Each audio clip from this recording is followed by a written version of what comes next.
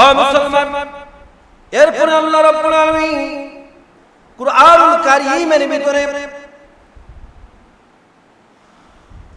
সূরাত তাওবার 11 নম্বর আয়াতের ভিতরে আল্লাহ রাব্বুল আলামিন জানিয়ে দিলেন, ফাইন তাবু ওয়া আকামুস সালাতা ওয়া আতাউজ যাকাতা ফা ইখওয়ানুকুম ফিদ্দীন। যদি তারা কুফর ও শিরক থেকে তওবা করে এবং নামাজ কায়েম করে, যাকাত দেয়, তাহলে তারা তোমাদের দ্বীনি ভাই। যারা পূর্বে কুফরি করেছে, শিরক করেছে, তওবা করে ফিরে এসেছে এবং সালাত কায়েম করে, যাকাত প্রদান করে, তারা তোমাদের দ্বীনি ভাই। সুবহানাল্লাহ বলবেন না? যারা নামাজ পড়ে না তারা কি দ্বীনি ভাই? কথা বুঝেন? যারা নামাজ পড়ে না তারা কি আপনার দ্বীনি ভাই হতে পারে?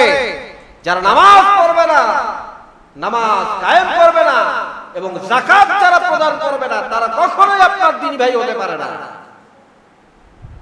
একজন মুসলমান আরেকজন মুসলমানের ভাই। কি ভাই কিনা? ভাই তখন নামাজ পড়বে যখন, যদি নামাজ না পড়ে আপনার মুসলমান ভাই, সে মুসলমান থাকতে পারে না। যে ব্যক্তি ইচ্ছাকৃতভাবে নামাজ ছেড়ে দিল, সে যেন কুফরি করলো, বলে নাউজুবিল্লাহ।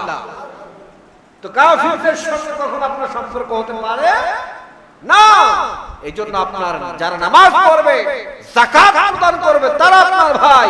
আর যারা নামাজ পড়বে না, যাকাত প্রদান করবে না, তারা আপনার ভাই হতে পারে না। কথা কার বলেন? কথাটা কার?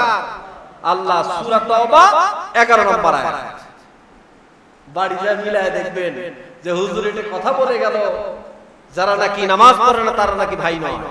তারা কখনো আপনার ভাই হতে পারে না যারা নামাজ পড়ে না।